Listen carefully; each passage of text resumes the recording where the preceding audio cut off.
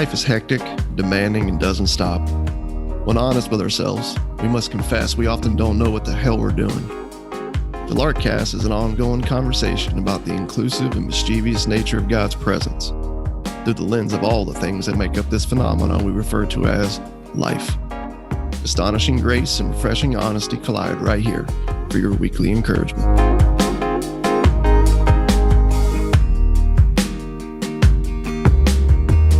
Somebody told me this week, dude, that we need to bring drama into our podcast if we really want to get it like popular. What's their name? Who said it? Matt. Matt's an idiot. There's your drama. There's the drama, right? Shut up, Matt. No one asked you. That's what I said.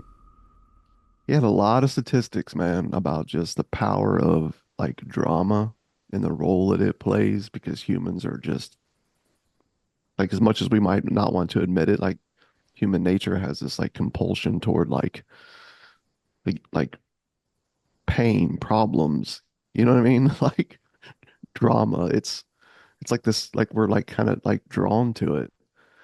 So that's why reality TV works so well. And said that maybe we just need to find like ways of like bringing people on here that are opposite of us, and like we duke it out. Or he said you and I could start like, maybe getting some like drama with each other. You know what I mean? And then people every week are like, dude, I wonder if like Russ is pissed at Tony. I wonder if he apologized. Not Russ, it'd be Tony that had to apologize, but yeah, especially with you. And I've known you for 11 years. I don't know if I've ever heard you apologize. That's not true. I have to reach far back in the bag. Far back, man. Well, I tend to watch what I say. That helps. I'm trying to get the drama going, man. I don't watch what I say. That's been my problem. Oh, dude, I was been just my laughing. Problem. Yeah. Drama, man.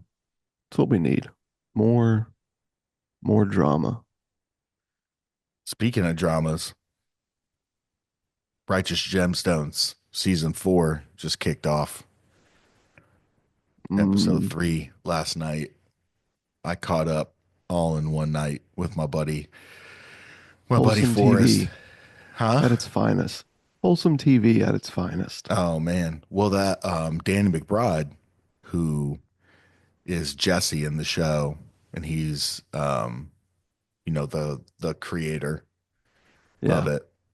He was on Theo Vaughn's podcast, and he was saying that his mom had a puppet ministry.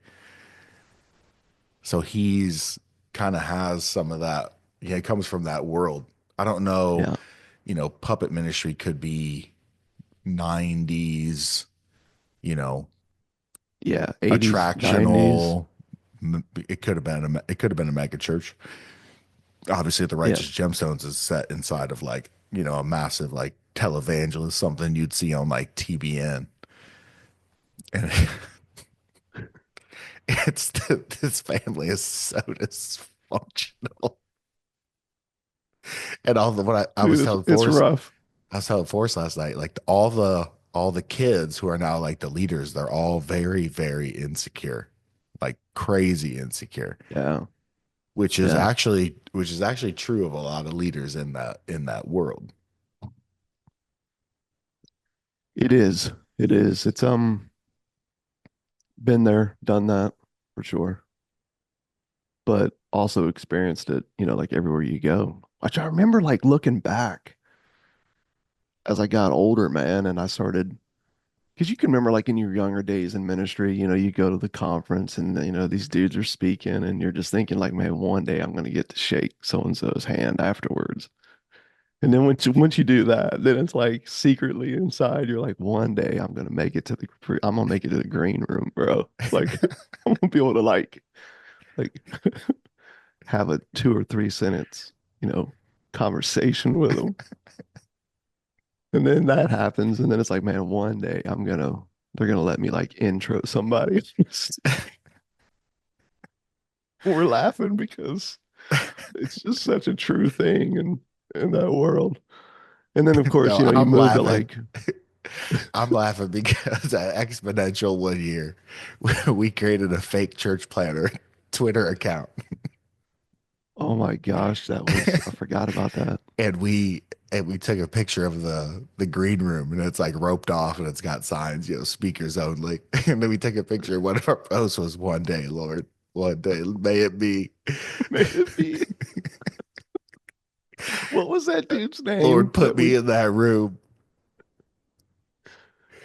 oh my gosh. Yeah, we had members of our tribe, man, that were that ragged that one dude's message who kept talking about weeds in the lawn. Not somebody. It was me and Eddie. I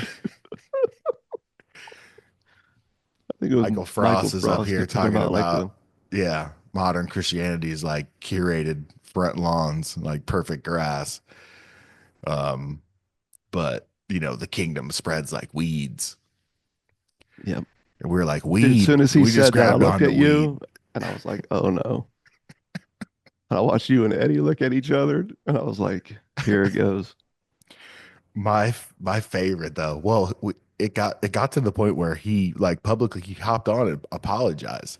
He was like, "Yeah, apparently, some people thought I was talking about, you know, marijuana or something like that. Hashtag preaching fail." And it was just us just being stupid. Oh my gosh. What were y'all uh, saying? It was something like, Lord, give me this weed. Or something. we're like, dude, Michael Frost, he just told us that we should set up micro dispensaries in our neighborhoods and sell weed as a way to meet our neighbors. We attach it to Oh this whole like my God. missional approach. Yeah. My favorite still to Oh, this day, there was a dude, an Asian guy. His name was Ray Kwan. oh And it was yeah. like RayKwan or ON or something like that. And I hopped on there and I kept tagging Raekwon from the Wu-Tang Clan. I was like, dude, Raekwon from the Wu-Tang Clan is bringing it right now at Exponential Bringing it Conference. extra. I tagged him like 6 times. Oh my gosh, man. I'm laughing right now, but I'm also like cringing because Yes. I'm getting older. My body hurts. So like I straight up woke up like slept wrong on a pillow that got somehow added to the stack and felt like I fell off a 4-story building. Getting So old sucks. it does. But going back to those moments that we definitely laugh about, man, that was what, 10 years ago? Holy cow. I just can remember like I was sweating because I'm like, we've got this account, we're having fun with this, and naturally it's all going to fall on Russ, the director, Yeah. not Yeah. who's not being responsible with his team. Yeah. Oh That's hilarious. gosh. And remember Exponential? They wanted to meet us. They're like, hey, come to the information desk. We'd love to meet you guys. Oh yeah. Trying to figure out Looks who we were. looks like you guys are really enjoying the conference. Come over here and meet with us and our security team. We're Which like, yeah, we'll be right sinfully I there. wanted to like, yeah, we'll come meet you. Because we had a pretty motley crew. I think we'd have been all right. Yeah, no, for sure. And but man, I guess, just going back to that, like I found myself, in the younger days, right? Like you laugh about those things, and then eventually I wound up like speaking at Exponential. And it's, and then all of a sudden you're surrounded by all these people that you've looked up to and learned from. But then you start to get into their stories and you're like, yeah, these people are just as flawed as I am. And although, my struggles look different, There's a lot of similarities with what you see in the righteous gemstones right here in front of you, folks. Oh man. And but it's just so I get, man, why the guy makes the show, and I get why it's such a hit, right? Because there's people, dude, like in droves, people in droves, man, that have encountered evangelicalism or charismatic, right? Expressions of church, man, that just left them like going, what? What is this? But it works, dude, right? Like people get into, low places in life, man. Despair sets in and it makes you very susceptible to, very, very susceptible to people with a savior complex. Yeah, I was just talking Become to, vulnerable. And yeah, man. that's how the cycle starts, man. Yeah, I was just talking to my wife Pam about this. Like how how like, spiritual abuse, even the whole like Acts 29 thing, and that's been like well documented. I mean, but that's been existing for, a long time. Um, but like, dude, you just when people like genuinely meet Jesus and have an experience of, his grace, awaken to it, there is just there's a childlikeness in that. There's a humility in that. There's a Hmm. sincerity in spirit. And culturally, we just know the church as like that place. So if we want to hear from God, have relationships, um, that are about, Jesus and this conversation and way of life, this is all you got. This is everyone's just like, oh, I want coffee. Boom, I'm going, over here. It's just what you know.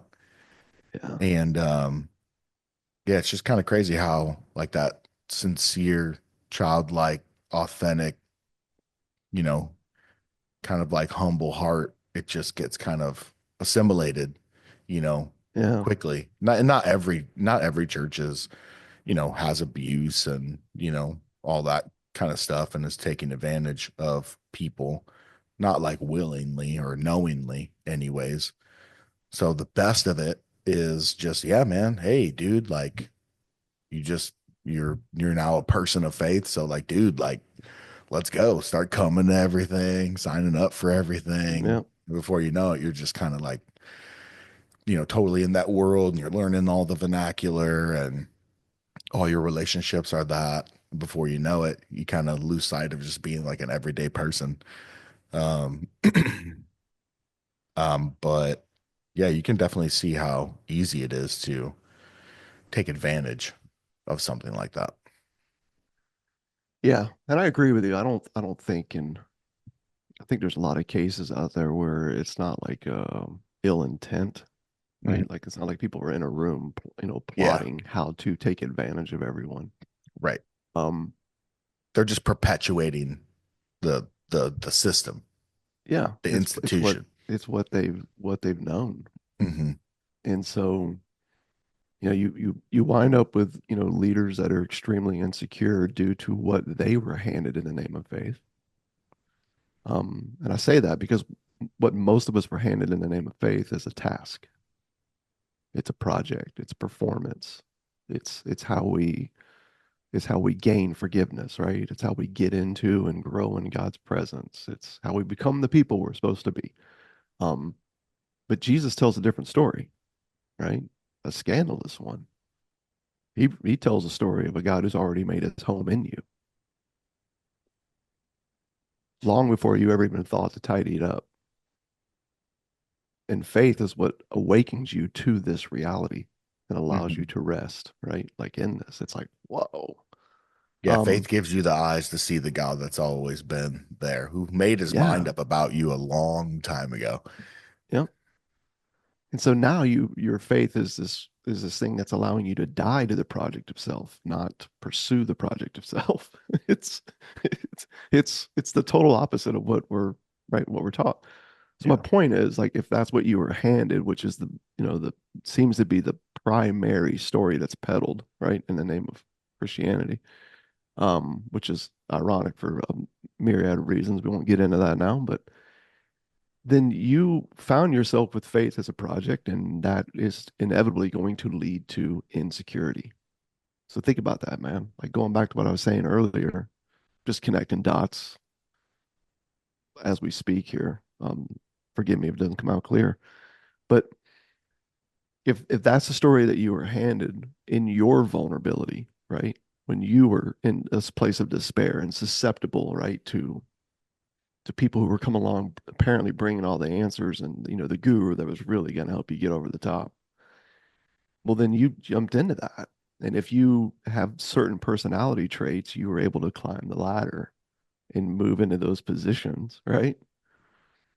Where you're now helping everybody with this, but at the end of the day, it's like you just kind of have like someone who's extremely insecure, right? Using someone else for a sense of security, aka the people coming, and the people coming and their insecurity, using this insecure person who's leading. It's just like this endless cycle that's really hard to step out of, man, because everything around you is this echo chamber, right? That's saying, no, this is the way. It's like an endless, Mandalorian, phrase. If you've seen that show, I got an 8-year old, so it's in my brain. But like in that show, like whenever they do something that they're supposed to be doing, these, the Mandalorians, they just, one will say, this is the way. And then the rest are like, this is the way. And again, it's like really hard, man, to step out of. Hmm. And you're right, man. Like that childlike faith just gets swept up in it. Yeah. And then before long, you're Yeah. exhausted, frustrated, anxious, Hmm. wondering like, dude, is this it, man? Because I'm not finding the freedom that faith was supposed to bring. Yeah. You're kind of eager and you're just kind of like eating up everything that's handed to you. And I think I wonder if, a lot of deconstruction is just people like thinking critically, maybe for the first time, Yeah. like, hey, I've been a part of this for a while and this isn't adding up, or what's this verse over here? And what about this? Um, or culturally, this doesn't seem to, make sense. Yeah. Yeah. You seem to get there, I feel like, when the highs start to wear off. Because as I was learning this week, like Starbucks is really successful because the thing that we forget is they sell two addictions, sugar and caffeine. Um, so not knocking that they don't bring other things to the table. I'm just saying this this guy who did a deep dive into the Starbucks story was like, you kind of have to remember that when you're talking about 35,000 locations. And I was driving down the road listening to this, and it was like a brick, man, from the sky. I was like, damn, nostalgia and self-justification. Those are two drugs, two addictions, the church could sell and does sell in quantities. Um, but I feel like, man, and until you get to that point, like you were saying, like where the drug's not, it's not working. Hmm. It's like it's really hard to see. Maybe this thing ain't it, man. Maybe it ain't it. Like, because at the end of the day, man, like the only thing that's keeping people from freedom are the fantasies we keep calling faith. Probably the easiest way how to put it.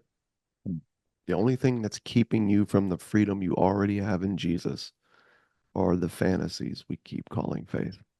Well, and those fantasies are perpetuated by those who take stage, you know, Yeah. with a lapel mic and Bible in hand too. Yeah. That's Because, why we apparently we have it's to do this thing systematized. every single week. And every single week there's got to be, a sermon. Yeah, it's a weird thing, man. It's a weird thing. We talk a lot about it on here. And sometimes we just have to laugh about it ourselves. Dude, I don't know what it is, but I'll hop on here and pre-show we'll be talking. I'll be like totally fine. As soon as we hit record, I start yawning, dude, like every episode. If you're a Yeah, faithful watcher on YouTube, someone please make a compilation video of just me yawning on the Larkcast. I'm not bored, I promise. it would be kind of humorous. I don't know if I got to do We like could, breathing exercises or yeah, probably just need a better Bible reading plan. Get that one prism that they're selling on the righteous get that new gemstones. get that new Calvin Gemstone study Bible, Prism. What does he say on there? Something. We don't need all these outdated parts of the Bible. We're the younger generation. We're more open. We're not old and lame like previous generations. So we took out all the parts and bam, look what Just we can present you. just focus on the good stuff.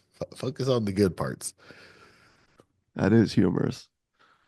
And I mean, I ain't gonna lie, dude. Like the irony in that's pretty thick because while I was laughing, at it, I was also also just quickly remembering how many times we've been told, like, man, you guys, I feel like you guys are just like getting a little liberal with the text, man. Like you're ignoring the full counsel of God and just grabbing onto the grace part. So that I love the phrase "the full counsel of God." It's yeah, great. say what That's a you good guys one. are saying, and hopefully, there's been times in the past where that has allowed me to be able to actually sit down with someone and help them see what they keep holding up and what it's really saying. In which case they're going, oh crap. Yeah, I'm like, yeah, I think it's you that's being liberal with the law, not us. Yeah, You work to make it, you spun it to make it manageable. Jesus yeah. didn't. Well, as you just said, you lax it. Yeah. You lax the law. You relax Yeah. it. And because when you let it say what it says, then you really start to rejoice in the God who also standing there in the flesh says, let me tell you about what I'm actually like, about a grace that was given before the beginning of time. Yeah, it's almost like God in his infinite wisdom knew that all of us would just be obsessed with doing good, being good, Yeah. morality. And Yeah. it's got its, conservative face, it's got its liberal face, it's got its atheistic face. Doesn't really matter. We're all Yeah. just obsessed with, you know, doing good, being good. Yeah. Yeah. Some way to, have a handle in it, man. But good news to one of my favorite Bible verses, which over the last couple of years, that Second Timothy chapter 1, man. This God who in his grace, right, loves us, met us where we are. His grace was given before the beginning of time. I think it's verse 9. Verse 10 is like, but now it has been made known, manifest, right, in the coming of our Lord Jesus Christ. Like Jesus straight up is showing up to reveal a grace, a gracious God who was there all along. Yep. Whew, Well, and it's got to be that way bro. because there's got to be a dying before you Yeah. can wholly trust someone else. And I can't think Yeah. of a better way to crucify the old Adam than for him not to have anything to do. Because, man, the old Adam loves doing. He does. He does. So be encouraged, my friends, because the old Adam's been put to death. And the new Adam, right, is who you live in, who lives in you. And that's some pretty damn good news, man. It is. Scandalous. Straight And scandalous. if you could take that good news and then pair it with like some jetpacks and like get like a jetpack, like those, like almost like an Iron Man suit, and then like Yeah, hop on stage and give your sermon from this elevated with this Iron Man suit going on. That would that would be be legit. with like a dance team behind you, choir, full band, whole production. Dude, be killing it. You would. You would. Killing it. That's a word that I hear a lot if I go on Instagram, like in certain Christian circles. Killing it. And it's always like something to do with like this, the worship set. Oh, killed Oh, it. so and so killed it, right? This one church, man, their worship, dude, it just kills Killing it, it man. Killing it every week. You gotta every week. come. I'm just like, yeah, that what you just described is called self-gratification. There's a word for that. I'll let you look it up. See where it goes. Like a But word that talks about you satisfying yourself. yeah, I'm drawing yeah, a blank. Can't really think drawn about it. blank. Yeah. But and just to be clear, I love music. You know what I mean? I mean, love music. I play music, uh, instruments, sing, not great, but have fun with it. And I feel like that is a little different than the what's being attached to killing it. I'll just say that. But yeah, Probably man. should end this podcast before I say something really alienating. Yeah, yeah. I don't know, man. Now I'm like kind of t like tempted. I feel like then again, I've seen what you were able to accomplish in one day on Twitter at a exponential conference 10 years ago. So